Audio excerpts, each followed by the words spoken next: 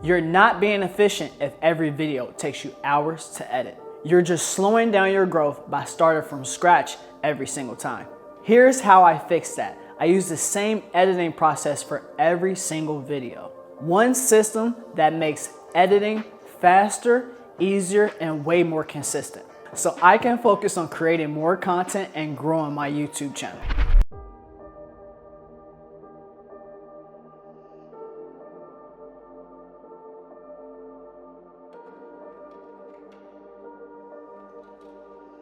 December 22.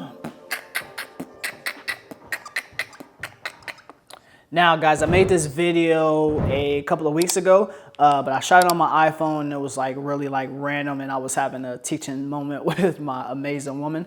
But what I'm gonna do is, when I watched the video, I realized, I'm like, man, when I see other editors or other videos, and I talk to a lot of editors, and I see a lot of comments on YouTube, and most of the comments are basically saying like, hey, why does YouTube videos take so long to edit, right?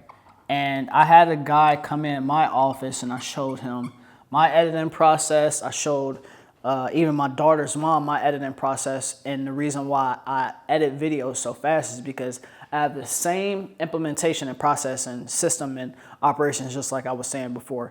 In every single YouTube video, I edit the exact same, so I know when my lower thirds are coming in, I know when my animated name, my intro, my outro, my interrupters, I know exactly where everything is coming in within the video, so that makes my process and my editing faster, so I can get my product or content or whatever I created to get it uploaded, get it out there fast. Like, again, I just dropped a video the other day about the importance of speed and the reason why it's so important to be a fast action taker as a business owner, because then you run into mistakes faster, then you're able to fix your mistakes faster, you run into wins faster too, because you're moving at a fast pace, right? So let's go ahead and get started again, guys. My YouTube editing process, it looks the same every single time.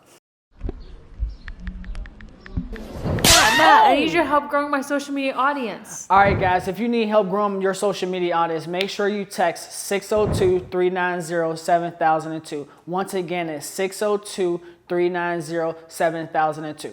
I don't know if I should do screenshots or another video.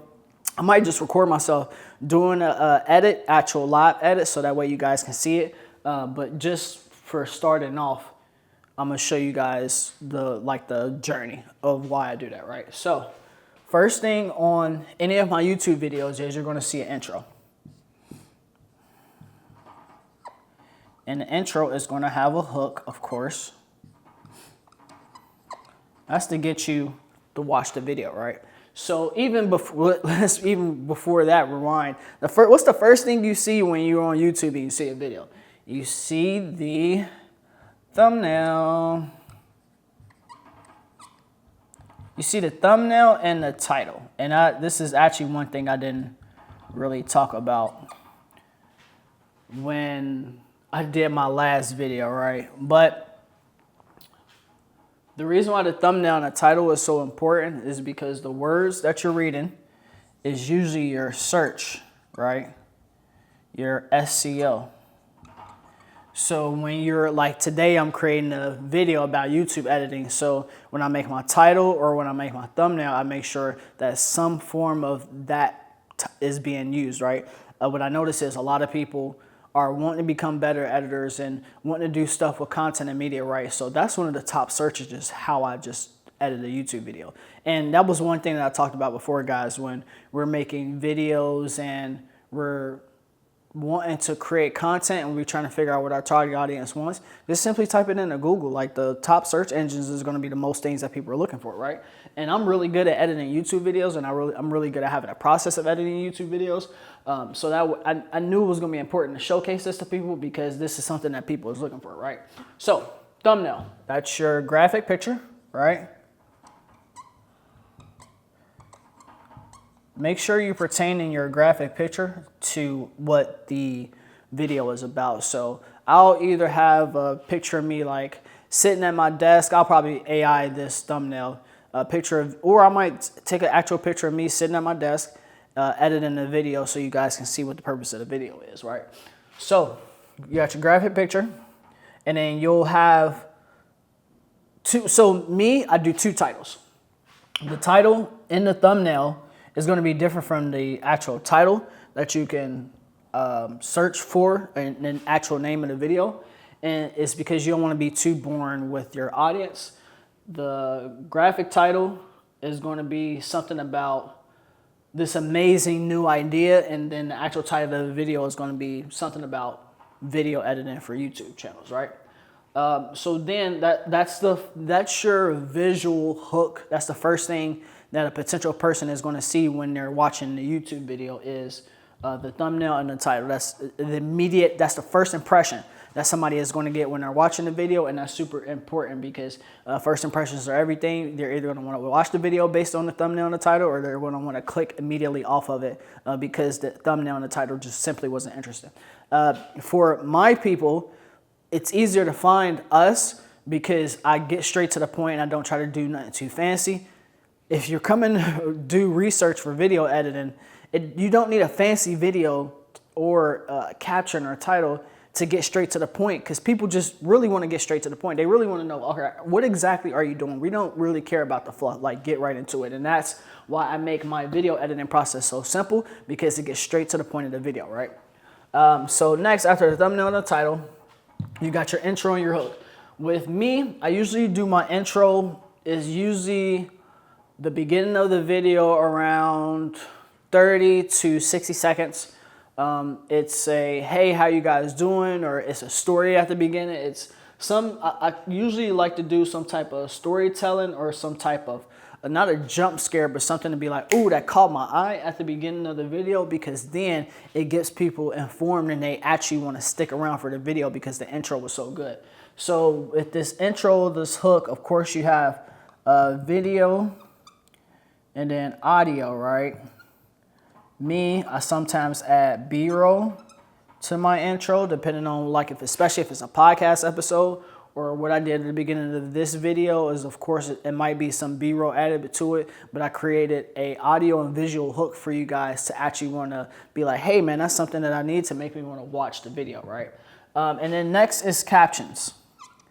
I love including captions within the hook of the video. Sometimes I'll add captions in the video itself, or like lower thirds or titles, and that's something that we're going to talk about later on. But within that, again, it's a pattern interrupter for people to want to continue to watch the video, right? So next is you get into your body. That's your big body of the video. This is the majority of the video. So whether it's a training video, exercise, a podcast episode, what did I say? I said a training video already, but a bulk majority of the video, right? That's going to be your body, right? So somewhere in between the body, say for example, I have even before that, let's get into this. Like at the beginning of this video and at the beginning of the videos of most of my podcasts, I have animated names or lower thirds. So you'll see my name pop up at the bottom of the screen. You'll see, make sure you guys like the like and subscribe button. That is considered a lower thirds and an animated name. And you'll see those for pattern interrupters, and you'll see those for information as well. So the reason why I put in my animated name is for people to make sure they memorize my name every time they watch the video. You see Matthew Cone, video specialist, or whatever I put on there. Also with lower thirds, with the like and subscribe, it's a reminder, a visual reminder for you guys to like and subscribe to the video too. So, and I'll make sure I throw those in at least 2 to 3 times throughout the video as a reminder and as a visual pattern and interrupter for the eye to keep you watching on the video, so that way you're not too bored, right? Now, in between the body of this video, depending on how long the video is, especially for podcast episodes and training videos, like today I'll throw in a interrupter, but an interrupter specifically is used to interrupt you, right? Interrupter is also known in the modern day as a commercial. So when we were kids, I'm a 90s baby, we were kids watching cartoons, Saturday morning, all that stuff. we had commercials. Damn, I just realized I effed up. But we had commercials that interrupted us in the middle of us watching our cartoon, right? So whether it was for like Target, Walmart, McDonald's, stuff like that, Apple, you'll see that interrupter, right? Now in the modern day, for like podcast episodes, and again for this training video, I specifically shot an interrupter as an ad or a commercial that interrupts you in the middle of this video to give you some basic information.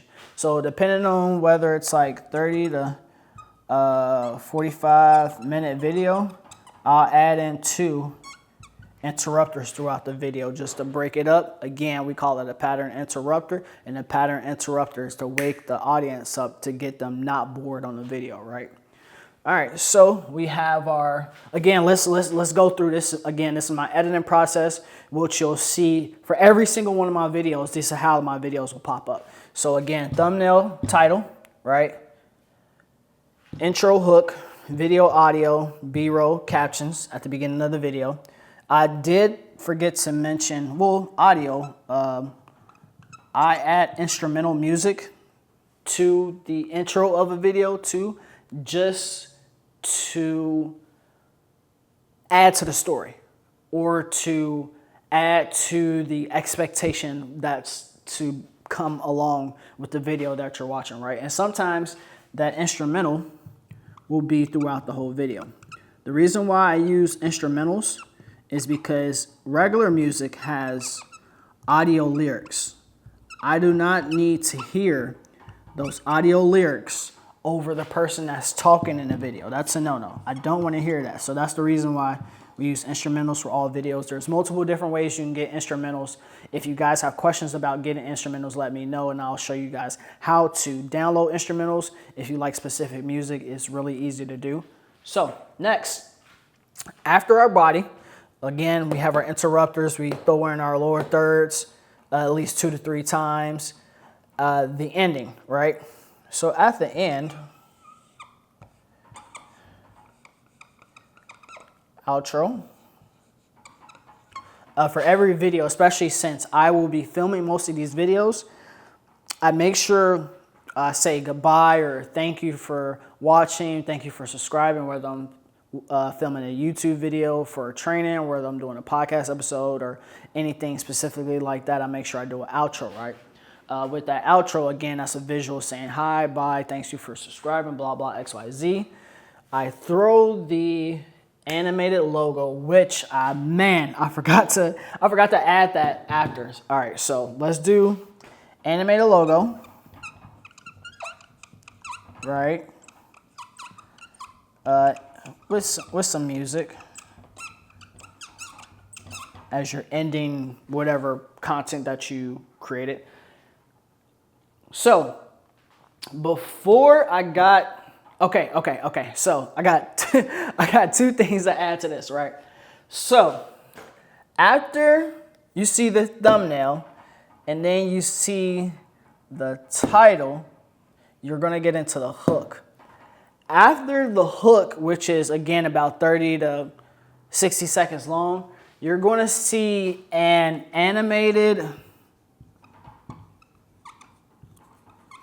intro.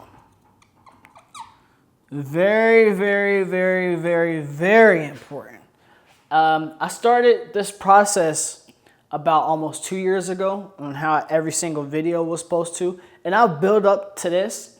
And the reason why this animated intro is so important, because one, it has the logo of whatever company, and you want to make your logo stand out as much as possible so people can recognize the branding, which you know branding is super duper important. Along with this animated intro, it can be flashes of pictures or a video, and it's usually only about 10 to 20 seconds long. So the most important thing within this animated intro is a pattern interrupter again. And we love pattern interrupters because it wakes the audience up and it clicks and makes them want to jog their head and get back to the video, because they might get bored and they're like, snooze fest. And then next thing you know, they might see a fancy graphic that pops up and be like, oh, I kind of like that. And then they continue to watch the video. It's just that flow. It's that boom, excitement, get back into the video. Boom, excitement, get back into the video, right? So again, let me rephrase that, or not rephrase that, let me repeat that. So the first thing you're going to see on my videos, these are how I specifically edit my YouTube videos, right? You're going to see that thumbnail and that title.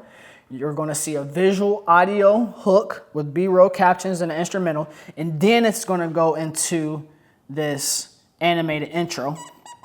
And the animated intro consists of a logo that has something to do with the video or the podcast or the training video, right? You'll see my logo pop up. In my animated intro, there's flashes of me filming and doing editing jobs. And the animated intro pertains to me, right? I have a little music that goes with it.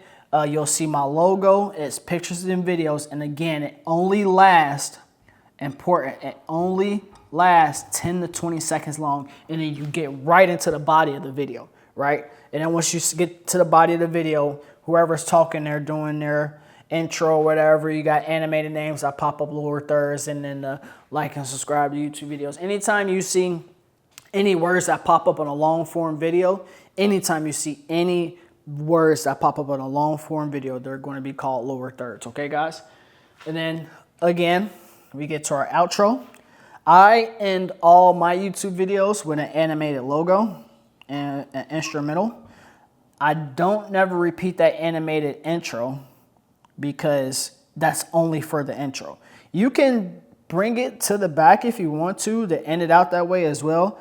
But for me, so I can keep it consistent, I always do the animated logo. And the animated logo is going to be specifically made, again, as a pattern interrupter to get you to the end of the video. So again, guys, this is my YouTube editing process. Every time I edit a YouTube video, it's going to be this exact same process. And the reason why is because it makes it so easy for me to edit videos, and it makes my process faster. So every time a client asks me to edit a video, my process is going to look exactly like this every single time, so I don't have any confusion.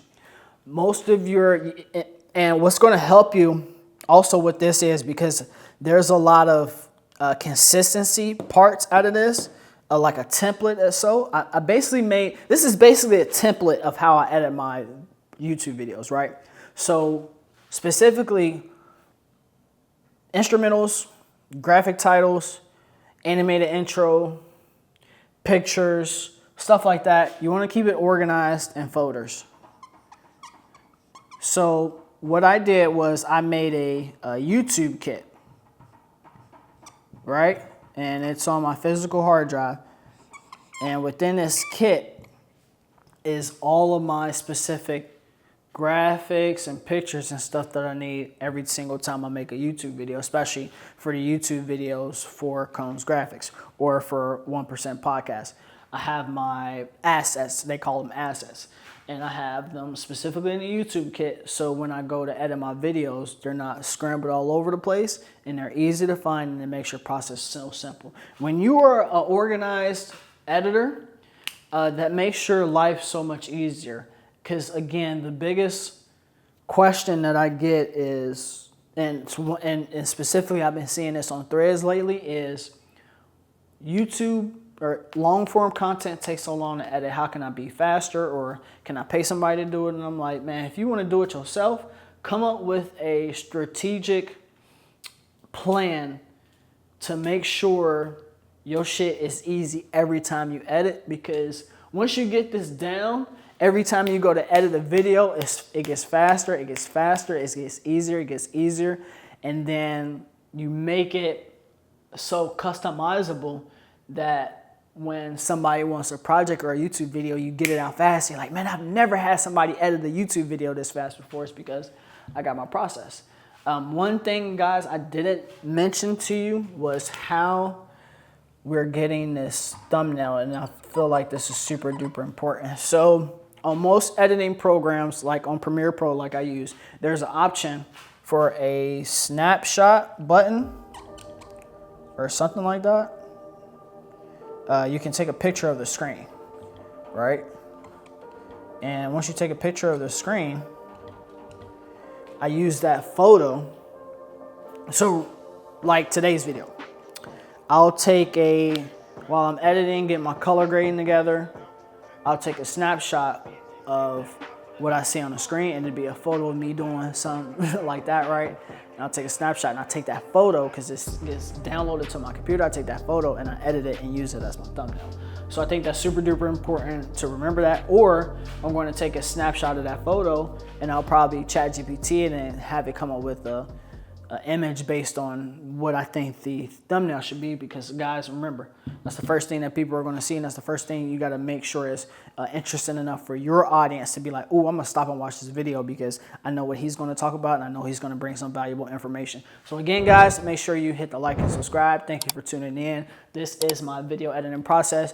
Make sure you leave a comment down below if you have any questions. If you guys need any more information, want to get a rundown or even more detailed information about how I edit my videos, make sure you guys comment down below or DM me at conesgraphix on Instagram. Have an amazing day. I appreciate you guys. Peace.